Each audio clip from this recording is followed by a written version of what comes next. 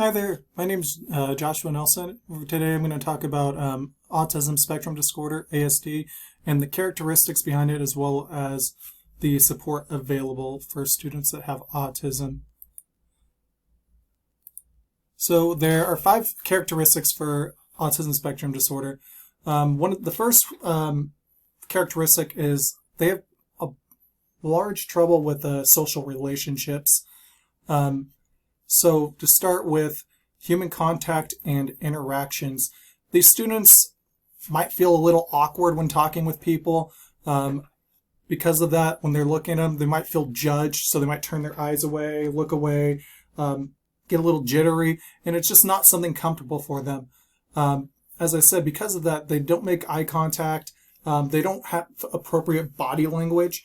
So they might be happy and just look just mild okay, or the same thing with upset. They might look okay, but they're actually upset, and they'll expect that people know this when people don't. Another common characteristic that makes them struggle with social relationships is they have a hard time deciphering other students' interests. They'll listen to other students, they'll even talk about their interests, and they won't notice when those students are not interested, or they won't care when other students are talking about their interests. Because of all this, they end up becoming socially isolated and it's hard for them to make friends. A lot of times parents, before their child are ever diagnosed with ASD, they'll just describe their children as being shy, and they won't think anything of it until more and more symptoms seem to progress. Furthermore, they have trouble with communication. There's delayed developments of language and conversation skills, which makes it hard for them to have, as I said, have conversations. And it's not because they're stupid or anything. They just haven't developed those skills, and they come a lot later, so they're always behind their classmates on their conversation skills. So because of this, they're going to express their feelings in many different other ways other than speaking typically. They might scream if they want food because they don't know how to say, "I'm hungry." Or they might hit another student because they don't know how to tell the student, "Hey, I don't like what you're doing." Or they might hit them because, "Hey, we're having fun. I see my dad pat my back when we're having fun." So they'll hit a student thinking they're patting their back. They'll cry. They might cry if they don't get their way. They might spit their food out because they don't like it. Instead of just gently taking it out of their mouth, sitting on the tray, they're trying to communicate, "I don't like this food," and they might spit. Laughing, they might laugh at inappropriate times or when they're uncomfortable because they don't know what else to do. Furthermore, they will develop an echolalic speech. Echolalic speech, sorry, that's hard to say, which means they're going to repeat a lot of what other people say because they may not have the ability to form their own words or their own thoughts. Lastly, because they don't have great communication skills, it's hard for them to play cooperatively with other kids. So this leads students with ASD to sometimes get left out when it comes to recess activities. Their interests. Students with autism spectrum disorder usually have a very narrow range of interests. They like a certain number of things. Johnny might be very, very, very, very interested in Legos, and Susie might be very interested in space science, whatever it may be. But the main thing about this is they usually have an extensive knowledge, because when a student with ASD or child ASD becomes very interested in something, they don't lose that interest. They keep themselves motivated, and they learn everything there is to know about it. So you end up with this student who's an expert in one thing, whether it be space science or TV shows or anime or games or whatever it is. They're a massive expert, but they know very little about everything else. Furthermore, they love talking about what they're interested in. And because of their terrible social skills, sad to say, they can't tell if others are not interested. So they'll end up talking about a subject that they're interested in, and other students are going to lose interest and just not want to talk to them, unfortunately. Another characteristic is most students with ASD have a very high interest in following the rules. So much so that they expect everybody else to follow the rules, and they might get upset if their fellow classmates aren't doing what they're supposed to be doing. Their stress. These are students, and I can identify a lot with this. I'm not on the ASD spectrum, but I do suffer from high levels of anxiety, so I can relate to this. They have a low threshold for stress. being just high levels of anxiety. This comes a lot with different types of change. If you change the seating arrangement, make students sit in different places, these students are going to have higher levels of stress. If you take a different route to walk to PE, or if you take a different route to walk to the lunchroom, if you have your students walk with you in like an elementary setting, not necessarily a high school setting, but an elementary setting, if you're taking different routes as a teacher, your students might get a little more anxiety.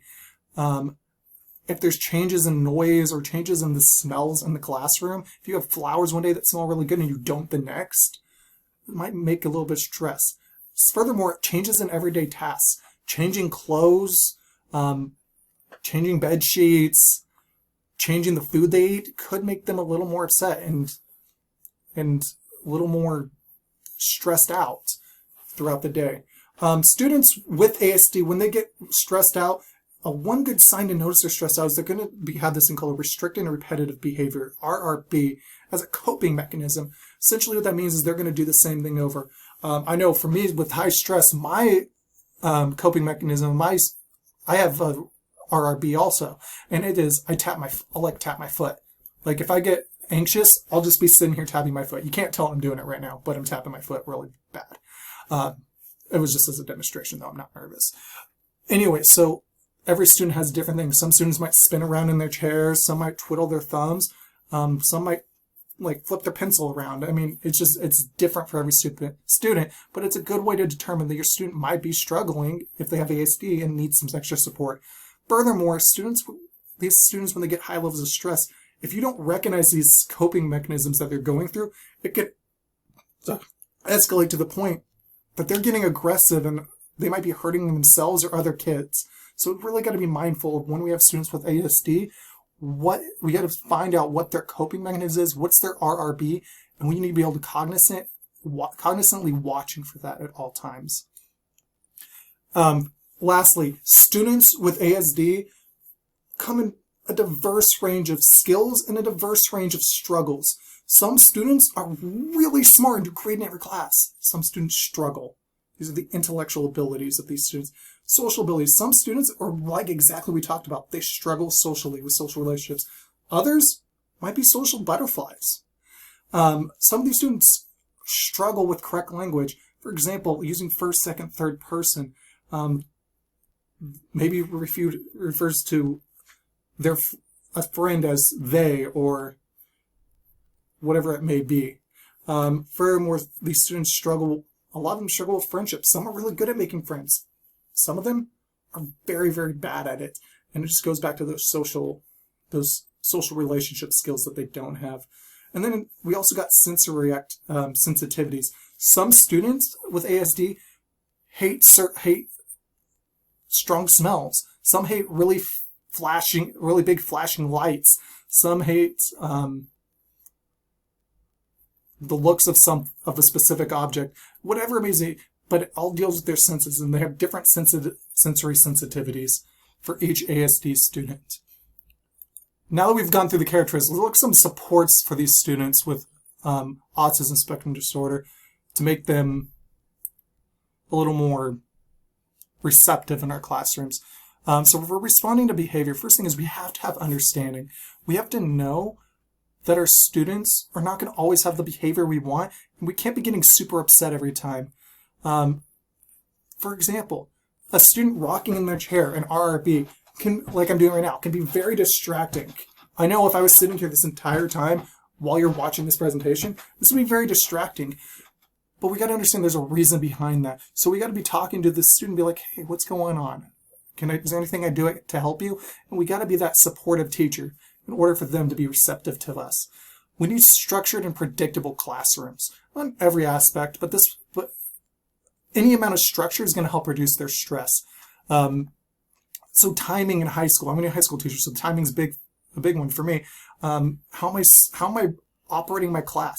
Am I starting with an intro every single day, moving into some small lecture, moving into an activity, moving into an ending? Or is it different every day? Maybe one day I just do a lab the entire time, the next day I do a lecture the whole time, next day we do a quiz the whole time. Like, is it the same routine every day? Or are we just shooting the wind every day, stressing these students out?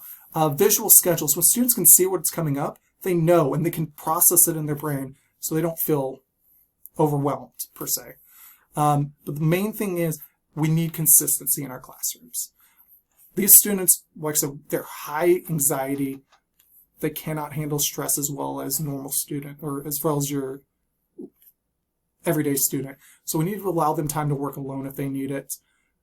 And as I mentioned earlier, we need to remain calm when we're working with our students so that we're not making them more stressed out. Because we all know the more a student is upset and the more they act out, the more stressed we are. We don't want to be stressed. So we need to remain calm to alleviate that stress from our students. Lastly, a lot of these students, they like pictures.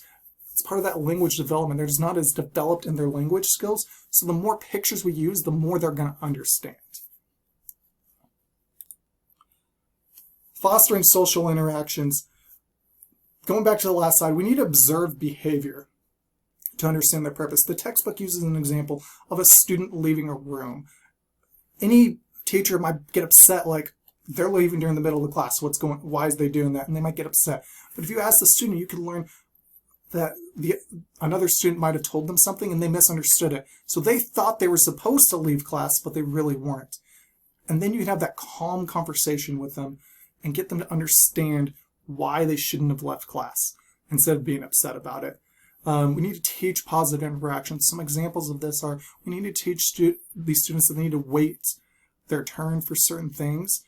Furthermore, they need to take turns. If they're at the water line, they're not trying to jump in the head because they want water. They're taking the time to wait. We need to teach them this and have them practice waiting. Flexibility. We need to teach them to be able to take change in stride, and that takes patience. We need to be patient with them and put them in minor situations where there might be some changes, and they have to learn to be flexible in a controlled environment. By doing all this, we're teaching these students to monitor their own behavior, and that is what's going to take them into that next level when they get out of high school. Lastly, students need positive role model partners. When we're assigning students with ASD to partners, to group work, we need to be cognizant of who we're assigning them to. Someone who can positively work with the student, who isn't going to care that the student might get flustered a little bit and is willing to work with them. Lastly, communicating with students. We need to use proper communication style for each student. Every student's going to have a different style that they like, whether it's sign language, they like being signed to, which you might need support for. They might like verbal language, but you don't want to pressure them into it. You need to give them time to think about their responses in a controlled environment. Some students like communication boards where they can press a board and it will read it for them. So they can communicate still, but they don't have to do the talking. And that relieves that pressure.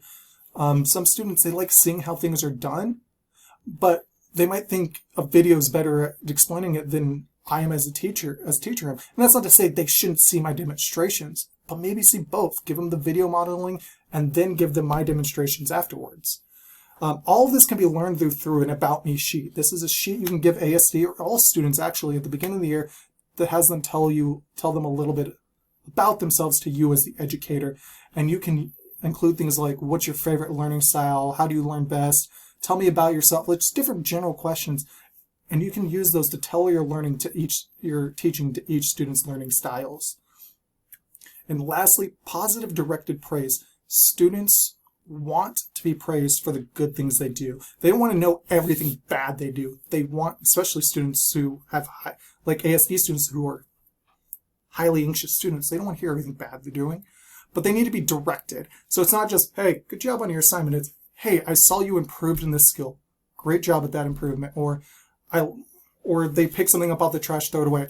Hey, thanks for throwing it away. I really appreciate you throwing that away. But it's all directed and specific praise.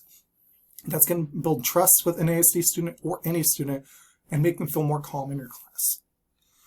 Anyway, though, thanks for listening. Here are my references.